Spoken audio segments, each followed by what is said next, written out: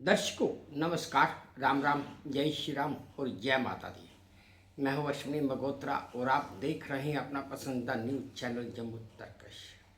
दर्शकों, आज मैं फिर एक नई जानकारी लेकर आपके सामने आया हूं। अगर कभी किसी का लास्ट आखिरी यात्रा यानी शव यात्रा निकल रही हो और उसके शव को लेकर लोग शमशान घाट पर भी पहुंच जाएं और वहां पहुंचने के बाद अचानक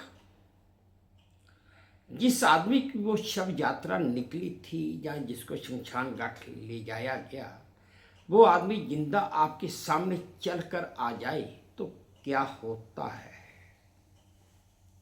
आज मैं इसी के ऊपर बात करने आया हूँ। जो आज की जानकारी है, ये जानकारी अर्जेंटीना से आई है। ऐसा ही कुछ अर्जेंटीना में हुआ। अर्जेंटीना में एक युवक अचानक ही अपने अंतिम संस्कार में पहुंच गया और वो भी जिंदा। जितने भी लोग उसके संस्कार में आए थे वो सब उस युवक को जिंदा देखकर हैरान हो गए और फिर इतने में वो युवक कहने लगा, भाई मैं तो जिंदा हूं।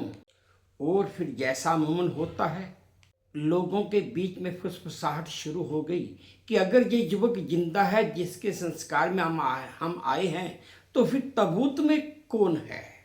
यही सवाल उस युवक ने भी लोगों से कर दिया। अब हर एक के मन में जिज्ञासा थी कि पता चले ताबूत में कौन है। अर्जेंटीना से एक अखबार निकलता है मिरर। उसकी एक रिपोर्ट के मुताबिक जब मामला गंभीर हो गया तो वहां की पुलिस को इस मामले में हस्तक्षेप करना पड़ गया। अब सवाल पुलिस के लिए भी यही था कि अगर ये युवक जिंदा है तो फिर ताबूत में कौन है। पुलिस खुद हैरान परेशान थी कि ये युवक जिंदा भी है, स्वस्थ भी है, फिट है, लेकिन ताबूत में कोई और है, क्योंकि संस्कार तो इसी युवक का होने वाला है।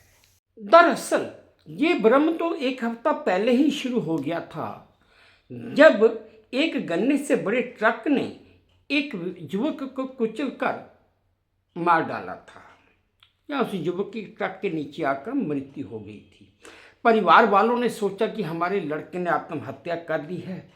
कोर्ट में जो लड़का था अभियोजकों के ने मामले को लापरवाही से मौत का मामला बताया और शव का पोस्टमार्टम कराने का आदेश दे दिया। इससे पहले कि अस्पताल वाले उस युवक का, उस डेड बॉडी का पोस्टमार्टम करते, उससे पहले ही अगले दिन यानी कि जब कोर्ट का ऑर्डर हुआ तो उसके अगले ही दिन एक महिला पुलिस स्टेशन पहुंच गई और अपने आप को मृतक की मां बताने लगी।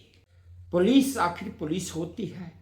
जब पुलिस ने उस महिला से शव की पहचान करने या कुछ चीजें बताने की बात की तो उस औरत ने शव के कपड़ों और उस युवक के शरीर पर कुछ विशेषताएं, कुछ निशान होने की बात कही और वो विशेषताएं या निशान पूरे उस लाश से, डेड बॉडी से मेल खाते थे, जिस वजह से वो पुलिस के अधिकारी भी पूरी तरह से उस महिला के दावे से संतुष्ट हो गए और फिर उन्होंने अपनी कानूनी कार्रवाई करने के बाद उस शव को पोस्टमार्टम के बिना ही उस महिला को सौंप भी दिया।